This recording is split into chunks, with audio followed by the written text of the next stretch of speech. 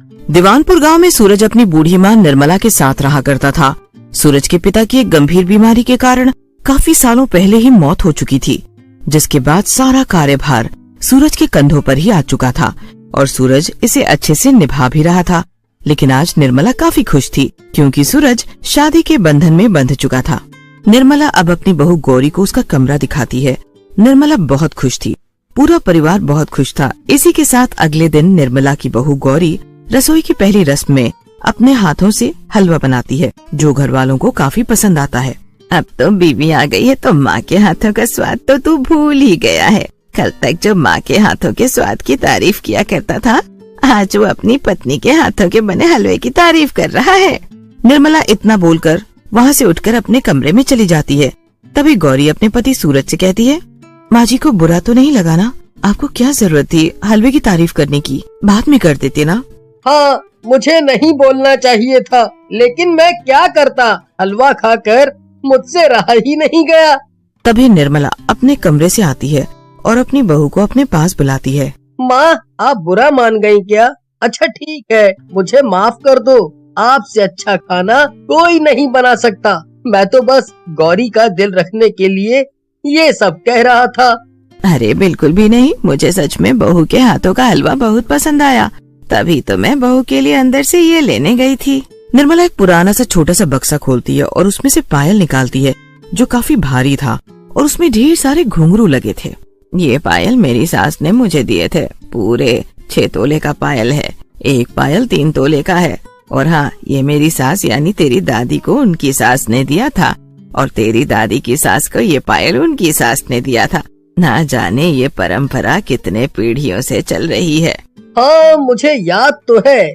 आपने एक बार बताया भी था कि दादी ने आपको पायल दिया है। सच कहूँ तो ये पायल बहुत ही सुंदर है माँ, और गौरी पर बहुत जचेगा। क्यों गौरी? सचमुच माँ जी, ये पायल तो बहुत सुंदर है। मेरा एक ही बेटा है। जब से इसका बाप गया है तब से मैं इसे बहुत प्यार से पाल पोस कर बड़ा की हूँ, और जब ये बड़ा हुआ तो इसने भी अपनी जिम्मेदारी बखूबी समझी और घर संभाल लिया। अब तू आ गई है तो मुझे किसी चीज की चिंता नहीं है। मैंने तो मान भी रखा था कि मैं सूरज की शादी होते ही तीर्थ यात्रा के लिए निकल जाऊंगी।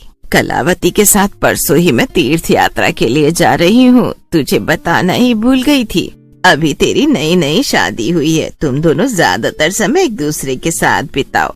मैं कलावती और गांव की 1-2 औरतों के साथ जा रही हूँ। कोई दिक्कत नहीं होगी, तू चिंता मत कर बेटा। अगले ही दिन निर्मला कलावती के साथ तीर्थ यात्रा के लिए निकल पड़ती है। उधर सूरज और गौरी अपनी नई शादीशुदा जिंदगी जी रहे होते हैं। सच कहूँ तो तुम्हारे आने से घर में रौनक आ गई है। अच्छा, ऐसा है क्या? फिर इस रौनक को थोड़ा और बढ़ाया जाए। क्यों ना आज मैं माँ जी का दिया हुआ पायल पहनूं और उसकी छन छन की आवाज से आपको और भी दीवाना कर दूं। जिस वक्त सूरज और गौरी आंगन में बैठे बातें कर रहे होते हैं, उस वक्त रात के 12 बज रहे थे। सच कहूँ तो ये पायल उस जमाने में कितना महंगा रहा होगा। देखो जरा, सचमुच कितना भारी है। और अब के वक्त भी ये काफी महंगा है। 6 तोला तो बहुत ज्यादा होता है। सूरज के कहने पर गौरी वो पायल पहन लेती है और आंगन में घूमने लगती है। पायल की छन छन की आवाज बहुत ही प्यारी लग रही थी, लेकिन इस बात को सूरज के घर के बाहर कान लगाए 2 चोर सुन रहे होते हैं। दरअसल दीवानपुर गांव में पिछले 15 दिनों से खूब चोरियां हो रही थी, जिससे गांव वाले बेहद परेशान थे। गौरी और सूरज दोनों ही अब अपने कमरे में सोने चले जाते हैं। गौरी वो पायल अपने पैरों में ही पहन कर रखती है।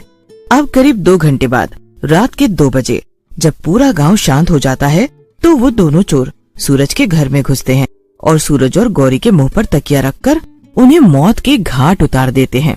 दोनों की दम घुटने की वजह से मौत हो जाती है और वो चोर वो भारी भरकम पायल लेकर वहाँ से रफू चक्कर हो जाते हैं। अगली सुबह, अरे बेचारी निर्मला तो तीर्थ यात्रा के लिए गई हुई है। यहाँ उसके घर में चोरों ने चोरी तो की, लेकिन उसका सब कुछ लूट लिया। बहू बेटे को मौत के घाट उतार दिया उन दुष्टों ने। सारा गांव सन्न रह जाता है और जब अगले दिन तो वो भी अपने बहू बेटे को खोने के बाद पागल सी हो जाती है। लेकिन कोई कर भी क्या सकता था, जो ऊपर वाले को मंजूर था वही हुआ। इस बात को कई महीने बीत जाते हैं। एक रोज गांव की कुंती हैंडपंप पर देर रात पानी भर रही होती है। तभी उसे पायल की आवाज सुनाई देती है। यहाँ आसपास दूर दूर तक कोई नहीं है और ये पायल की आवाज कहाँ से आ रही है? कुंती इधर उधर देखने लगती है, लेकिन उसे दूर दूर तक कोई नजर नहीं आता। तभी जब कुंती पानी लेकर घर जाने लगती है तो उसके सामने अचानक से एक चुड़ैल खड़ी होती है, जिसे देखकर कुंती वहीं बेहोश हो जाती है। कुछ देर बाद जब कुंती को होश आता है तो अपने घर के आंगन में खाट पर पड़ी मिलती है और लोगों ने उसे घेर रखा होता है।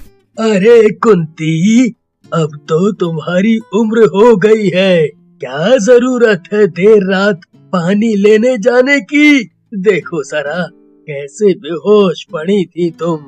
अरे अभी भी मैं 17 साल 18 साल की लड़कियों के काम के मामले में छक्के छुड़ा दूं, लेकिन मेरे साथ तो कुछ ऐसा हुआ जिसे सुनकर आप लोगों के पैरों तले जमीन खिसक जाएगी। पहले तो मुझे पायल की आवाज आई, जब मैं मुड़ी तो मेरे सामने एक चुड़ैल खड़ी थी।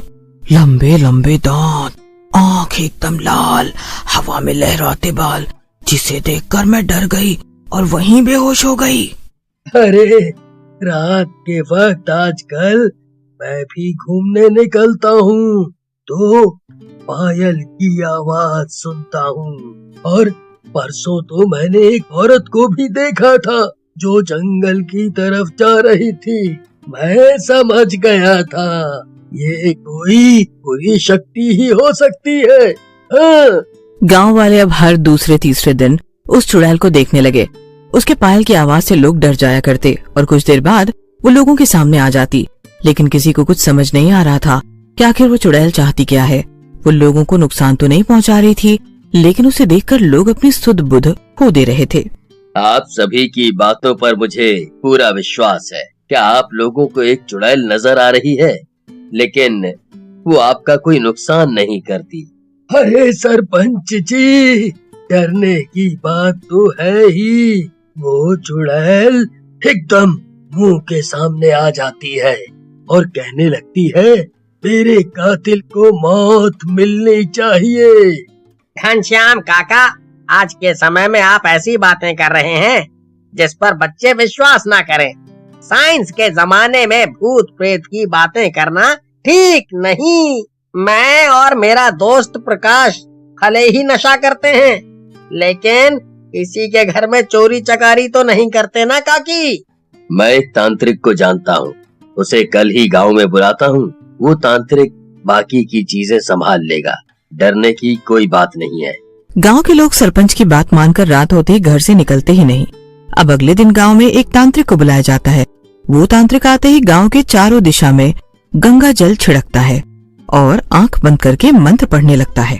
पलक निरंजन कर दे सबका भंजन, मैं उस आत्मा की बात कर रहा हूँ तो रात के वक्त पायल पहनकर पूरे गांव में घूमती है और उसे जो भी दिख जाए उसे अपने कातिल के बारे में बताने की कोशिश करती है। गांव वाले तांत्रिक को देख रहे होते हैं। तांत्रिक गांव के बीचों बीच बरगद के पेड़ के नीचे बैठ जाता है और साधना में लीन हो जाता है। धीरे धीरे दोपहर से शाम और शाम से रात होती है। रात के घने अंधेरे के बीच तांत्रिक को पायल के छनकने की आवाज आने लगती है। तभी तांत्रिक मंत्र पढ़ते हुए अपनी आंखें खोलता है और उसके सामने वो चुड़ैल मौजूद होती है। बाकी गांव वाले अपने घर की खिड़कियों से तांत्रिक को देख रहे होते हैं। मैं सूरज की अर्धांगिनी, जिसे उन दो चोरों ने मौत के घाट उतार दिया, जो इसी गांव के हैं, धीरज और प्रकाश। वही है जो गांव में पिछले कुछ समय से चोरी कर रहे हैं। उस रात मैं और मेरे पति आपस में बातें करते हुए सोने पहुंचे, तभी इन दोनों ने मुझे और मेरे पति को मार डाला और मेरी सास का दिया हुआ पुश्तैनी पायल चुरा लिया। धीरज और प्रकाश भी ये बातें सुन रहे थे। तभी वो दोनों अपने घर का दरवाजा खोलकर भागने लगते हैं और वो चुड़ैल उन दोनों को दबोच लेती है और उनका गला पकड़कर उनका गला मोड़ देती है, जिससे दोनों की वहीं पर मौत हो जाती है। और गांव वालों को उस चुड़ैल की सच्चाई भी मालूम चल जाती है कि आखिर वो चाहती क्या थी। लेकिन उस दिन के बाद वो दोबारा कभी नहीं आती।